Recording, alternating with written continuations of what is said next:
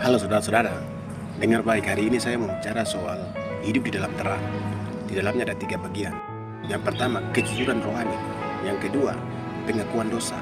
Dan yang ketiga, pemulihan melalui darah Yesus.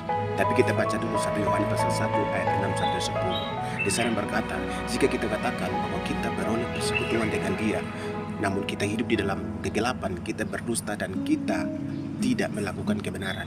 Tetapi jika kita hidup di dalam terang, sama seperti Dia ada di dalam terang, maka kita beroleh persekutuan seorang dengan yang lain. Dan darah Yesus, anaknya itu menyucikan kita daripada segala dosa. Jika kita berkata bahwa kita tidak berdosa, maka kita menipu diri kita sendiri dan kebenaran tidak ada di dalam kita.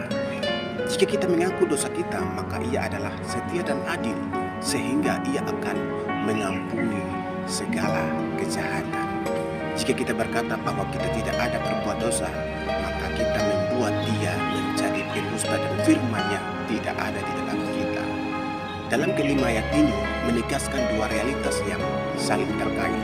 Identitas kita sebagai anak Allah yang dipanggil hidup di dalam terang, dan kebutuhan kita akan pengakuan dosa agar dapat mengalami pemulihan.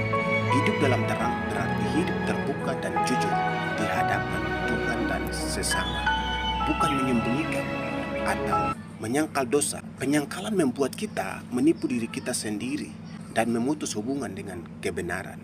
Sebaliknya, pengakuan dosa membuka jalan bagi sifat setia dan adil Allah yang mengampuni dan menyucikan kita sepenuhnya melalui darah Yesus.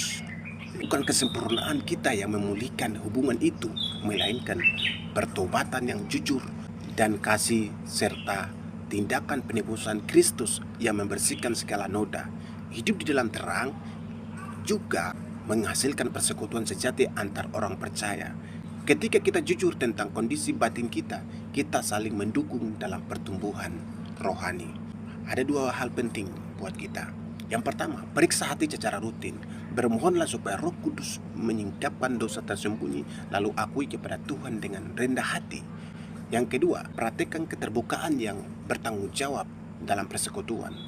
Bagikan pergumulan rohani pada saudara seiman yang dapat mendoakan dan menolong, sehingga terjadi pemulihan dan persekutuan yang lebih dalam. Jangan biarkan rasa malu atau pembenaran diri menghalangi pengakuan. Ingat bahwa pengakuan bukan tanda kelemahan iman, melainkan langkah iman yang membawa pengampunan dan pembersihan.